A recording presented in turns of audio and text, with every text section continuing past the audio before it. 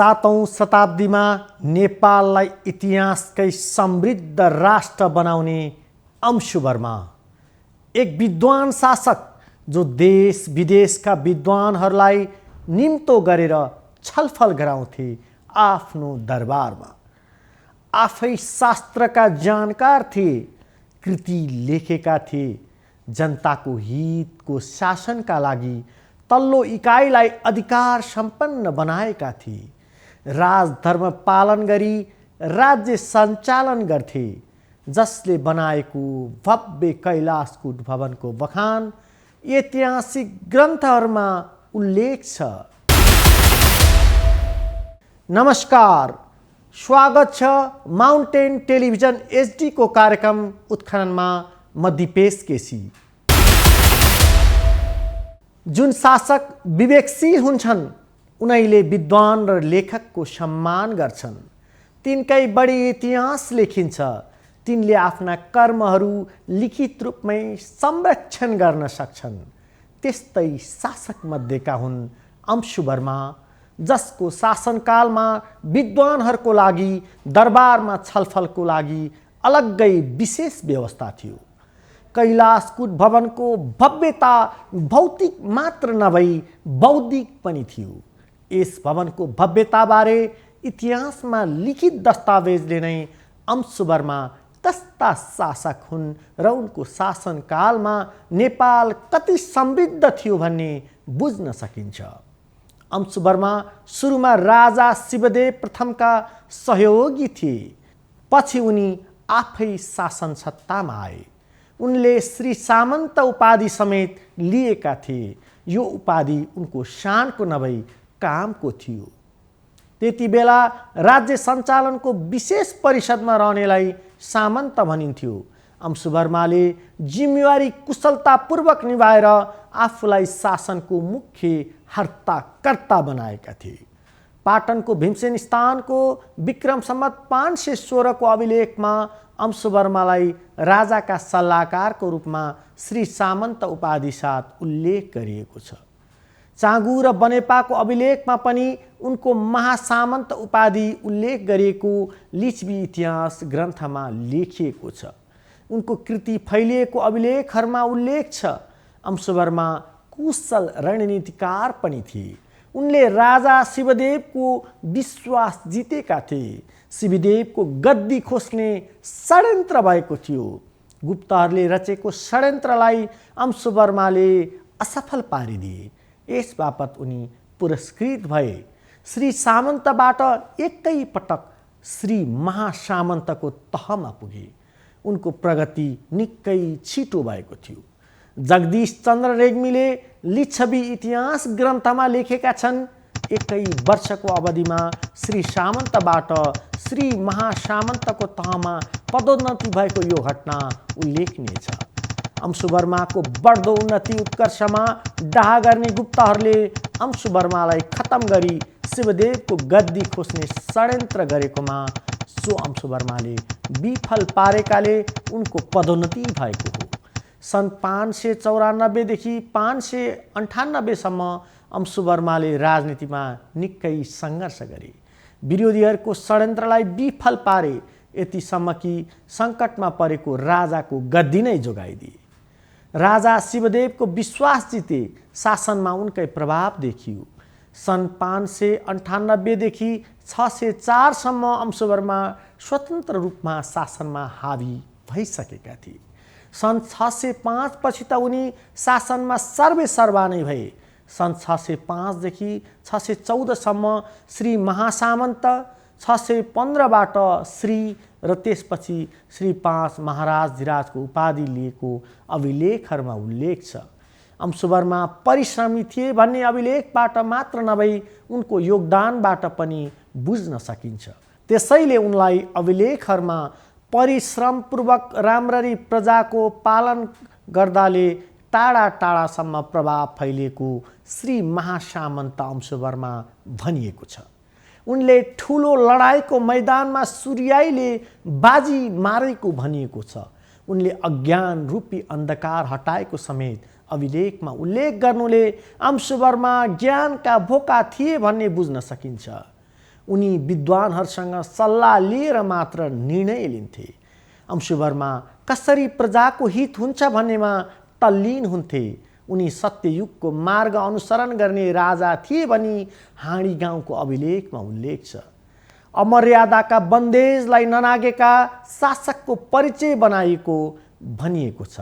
शास्त्रमा अंशुवर्माको विशेष रुचि थियो। शास्त्रका ज्ञान भएकासँग बढी समय बिताएर न्याय निसापमा तल्लीन हुन्थे। उनी कसरी प्रजा खुसी होलान् भन्नेमा चिन्तन गर्थे, त्यसैमा केन्द्रित भई परिश्रम गर्थे। आफ्नो जीवनकालको अन्तिमतिर अंशुवर्माले श्रेयसु वर्माको रूपमा शासन गर्दै थिए भन्ने धनबज्र बज्राचार्यले आफ्नो ग्रन्थ लिच्छवी कालका अभिलेखमा उल्लेख गरेका छन्। उनी धन सम्पत्ति भन्दा ज्ञानका भोका थिए। विद्या प्रियताका कारण विद्वत वर्गसँग बढी समय बिताउन रुचाउँथे। धनबज्र बज्राचार्यले श्रीकलहाभिमानी उपाधि लिएकाले अंशुवर्मा सरस्वतीका भक्त थिए भनी व्याख्या गरेका छन्। अंशुवर्माले नेपालमा व्याकरण शास्त्र पढ्न र पढाउने रीत नै चलाए। चिनिया यात्री वेनसाङको यात्रा वर्णनमा पनि अंशुवर्माको नाम उल्लेख छ। वर्णनमा अंशुवर्माले शब्द विद्या सम्बन्धी एउटा ग्रन्थको रचना समेत गरेको उल्लेख छ। महेशराज पन्तले पनि व्याकरण सम्बन्धी ग्रन्थ नै भएको उल्लेख गरेका छन्। यसबाट पनि उनी ज्ञान र कृति रचनामा रमाउने शासक थिए भन्ने बुझिन्छ। अंशुवर्माले 26 वर्ष शासन गरे। उनी शासन सत्तामा चतुरताका साथ पुगे। आन्तरिक प्रतिद्वन्द्वीहरूलाई पाखा लगाउन सके। शासनमा पुगेपछि पनि विरोधीहरूबाट चनाखु रहेर बढे। अंशुवर्मामा कूटनीतिक चातुर्यता अत्याधिक थियो।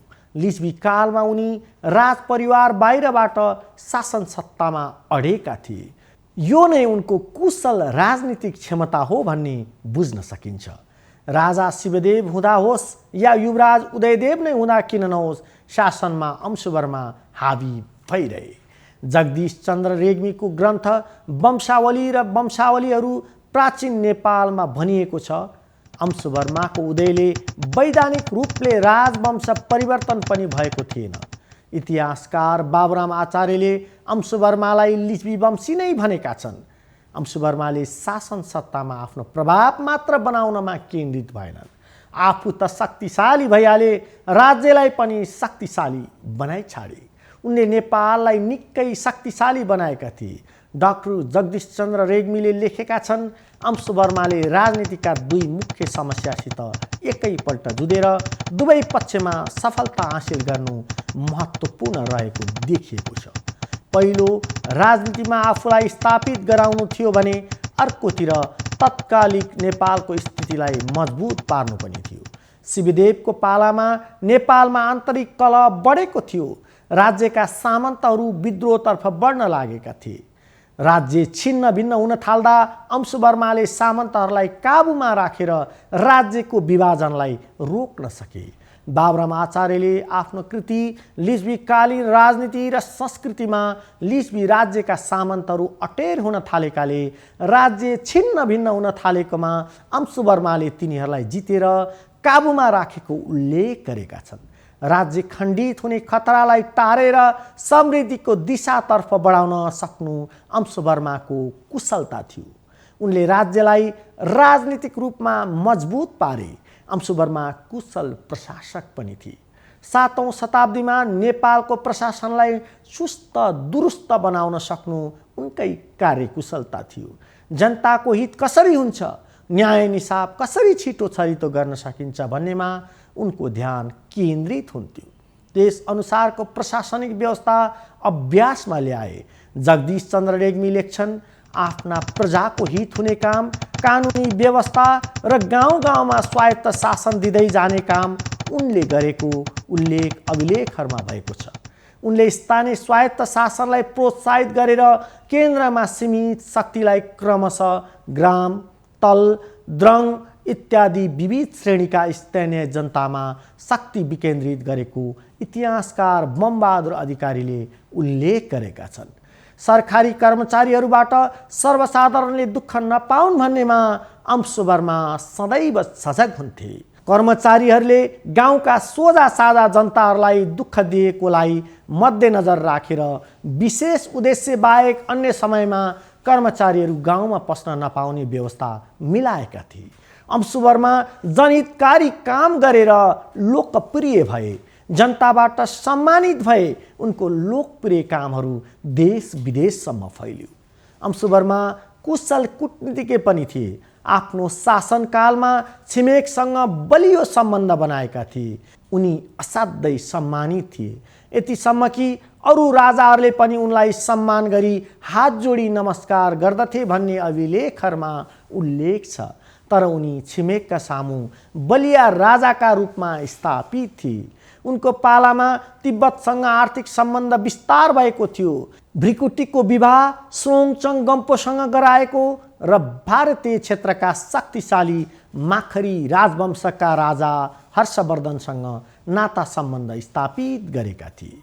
राज्यलाई कसरी लाभ हुन्छ त्यस अनुसारको कूटनीतिक सम्बन्ध स्थापित गर्थे अंशु वर्मा। उनको पालामा छिमेकतर्फ हुने शक्ति सङ्घर्षका बखत कतिपयले नेपालमा आश्रय लिएको घटना पनि अभिलेखहरूमा पाइन्छ। अंशु वर्माको पालामा नेपाली मुद्रा पनि बलियो बनेको थियो। उनको राजनीतिक उपलब्धिको एउटा अङ्गको रूपमा मुद्रालाई पनि लिएको छ। अंशु वर्माकालीन मुद्रा अझै सुरक्षित छन्। त्यो मुद्राबाट पनि तत्कालीन नेपालको समृद्धिको अवस्था जान्न सकिन्छ। उनले मुद्रामा धार्मिक धारणालाई समेत समावेश गरेका थिए। उनको पालाका टकमा कामधेनुको चित्र अङ्कित छ। शिवलाई मान्ने अंशु वर्माले यसकारण पनि कामधेनुको चित्र टकमा अङ्कित गरेको इतिहासकारहरूले उल्लेख गरेका छन्। लिच्छवीकालका शासकहरूमध्ये अंशु वर्मा सबैभन्दा बढी टक चलाउनेमा पर्दछन्। यसबाट पनि त्यति बेला नेपाली मुद्राको व्यापकता र प्रभाव बुझ्न सकिन्छ। जगदीश चन्द्र रेग्मी लेख्छन्, पशुपति अभिलेख भएका तामाका टक छाप्ने चलन पनि अंशु वर्माले सुरु गरेको देखिनाले अंशु वर्माले कम्तीमा 4 थरी तामाका पैसा चलाएको थाहा पाइन्छ। यतिका टक चलाउने लिच्छवीकालका एकमात्र शासक अंशु वर्मा देखिएका छन्। आर्थिक गतिविधिहरू जति बढ्यो उति नै मुद्राको आवश्यकता पर्दछ। तत्कालीन अवस्थामा अंशु वर्माको आर्थिक सक्रियता व्यापक रहेको धेरै टक चलाएबाट देखिन्छ। अंशु वर्माले शैव धर्मलाई निकै लोकप्रिय बनाए। उनले पशुपतिनाथलाई विशेष महत्त्व दिएर धार्मिक क्षेत्रमा महत्त्वपूर्ण कार्यहरू गरे। उनी आफैले पशुपतिनाथ सम्बन्धी धार्मिक उपाधि लिएको, शैव धर्म र पशुपतिनाथलाई राजकीय धर्म र राजकीय राष्ट्रिय देवता मान्न थालेको जगदीश चन्द्र रेग्मीले उल्लेख गरेका छन्। धर्म सम्बन्धी उनकै नीतिले नेपाललाई आज पर्यन्त प्रभावित बनाइरहेको छ। यतिसम्म कि शाहवंशीय राजाहरूले पनि पशुपतिनाथलाई निकै महत्त्व दिएका थिए। शाहवंशका राजाहरू आफ्नो मन्तव्यको अन्तमा श्री पशुपतिनाथले सबैको कल्याण गरून् भन्थे। अंशु वर्मा शिवका परम भक्त थिए भन्ने प्रमाण खोपासीको अभिलेखबाट देखिन्छ। पाशुपत सम्प्रदाय अंशु वर्मा कालमा निकै बढेका थिए। जोगी र आचार्यका सङ्ख्या निकै बढेर तिनको सङ्गठन प्रभावशाली भएका थिए। शिव मन्दिरहरू निर्माण र जीर्णोद्धारहरू धेरै भए। शिव मन्दिरहरू सञ्चालनको विशेष व्यवस्था मिलाए। उनी शिवलाई मान्ने भए पनि वैष्णव धर्म सम्बन्धी नीति र कार्यहरू पनि गरेका थिए। यसबाट उनमा अन्य धार्मिक सम्प्रदायप्रति सम्मान रहेको बुझ्न सकिन्छ। यतिसम्म कि बौद्ध धर्म सम्बन्धी कार्यहरू पनि गरे। बौद्ध क्षेत्रमा काठमार रोकेका थिए। उनले बिहार पनि स्थापना गरे। बिहार सञ्चालनका लागि गुठी पनि राखिदिए। अंशु वर्मामा नीति नियममा राज्य सञ्चालन गर्ने खुबी थियो। उनले समाज र सांस्कृतिक क्षेत्रमा उपलब्धि हासिल गर्ने गरी कार्य अगाडि बढाए। शास्त्रमा विश्वास गर्ने भएकाले पनि उनमा नीति र नैतिकता प्रधान थियो। अमर्यादाका बन्देजलाई ननागेको भन्ने विशेषण अंशु वर्मालाई लगाइएको अभिलेखबाट पनि उनी शास्त्रको नियममा बाँधिएर शासनमा खरो उत्रिएको बुझ्न सकिन्छ। जगदीश चन्द्र रेग्मी लेख्छन्, वर्णाश्रम व्यवस्थालाई नै अमर्यादा भनिएको बुझिन र अंशुवर्माले वर्णाश्रम व्यवस्थालाई आफ्नो राज्यको सामाजिक संरचनाको आधार मानेको देखिन्छ। तत्कालीन समाजमा श्रमको बाँडफाँडमा पनि उनले कुशलता देखाएका थिए। न्याय निसाबदेखि अड्डाहरूमा नियुक्त हुने गरी सामाजिक व्यवस्था कायम गरिएका थिए। धर्मशास्त्रहरूको सिद्धान्त अनुसार मुद्दा हेर्ने व्यवस्था गरिएको थियो। राज्यमा प्रशासनदेखि आर्थिक व्यवस्था शास्त्रमा आधारित थियो। राज्यको सम्पत्ति संरक्षण गर्ने निकाय प्रभावशाली बनाइएको थियो। गुठीको राम्रो अभ्यास थियो। देवस्थलका अलावा सांस्कृतिक अभ्यासमा गुठीका सञ्चालकहरूलाई जिम्मा दिइन्थ्यो। उनको पालामा औषधालय र विद्यालय पनि सञ्चालन थिए भन्ने अभिलेखहरूबाट देखिन्छ। व्याकरण शास्त्रको रचना र अध्ययन हुन्थ्यो। अंशुवर्मा स्वयं उच्च शिक्षा प्राप्त गरेका शासक थिए। शिक्षाले नै राज्यलाई डोराउन सक्ने सामर्थ्य राख्छ भन्नेमा दृढ विश्वास थियो अंशुवर्मामा। त्यसैले उनले शिक्षालाई निकै महत्त्व दिए। शास्त्रको अध्ययन गर्ने र गराउनेमा उनको ध्यान बढी केन्द्रित थियो। कलाकर्मीहरूको छुट्टै गोष्ठी हुन्थ्यो। मूर्तिकारहरूको समेत गोष्ठी भएको अभिलेखमा उल्लेख छ। अंशुवर्मा कला संस्कृति प्रेमी शासक थिए। उनको पालामा बनेको कैलाशकूट भवन कला संस्कृतिको अनुपम उदाहरण थियो। कैलाशकूट यति भव्य थियो कि त्यसको वर्णन विदेशी यात्रीहरूले समेत गरेका थिए। इतिहासको गर्भमा भौतिक रूपमा कतै लुके पनि कैलाशकूटको महिमा अभिलेखहरूमा उल्लेख छ। कैलाशकूट भवनबाट उनका पालाका धेरै अभिलेखहरू प्रसारित भए। यसबाट पनि त्यस भवनमा लिखित सम्बन्धी धेरै कार्यहरू हुने गरेको देखिन्छ। साँगाको अभिलेखबाट कैलाशकूटको भव्यताको संक्षिप्त विवरणमा इतिहासकार धनवज्र वज्राचार्यले लेखेका छन्। पृथ्वी तलको टीका जस्तो भएको कुरी कुरी लागेका दुनियाँहरूले आँखा झिम्म नगरी हेरिएको कैलाशकूट भवन। यो भवनलाई अभिलेखहरूमा संसारमा प्रसिद्ध भनिएको छ। जुनमा टल्केको हिमालयको टाकुरा झैँ झलझल भनिएको छ। कैलाश जस्तै आँखालाई आनन्द उल्लेख छ एउटा अभिलेखमा। अंशुवर्माको पालामा चिनिया दूत वाङ हुयेन सेले 400 फिटको घेरामा बनेको माथिल्लो भागमा मात्र 10,000 मानिस बस्न सक्ने भव्य भवनको व्याख्या गरेका छन्। बार्दली, आँखीझ्याल, लट्ठा र भित्रीपट्टिको हरेक भागमा बहुमूल्य पत्थर जडिएको उल्लेख छ।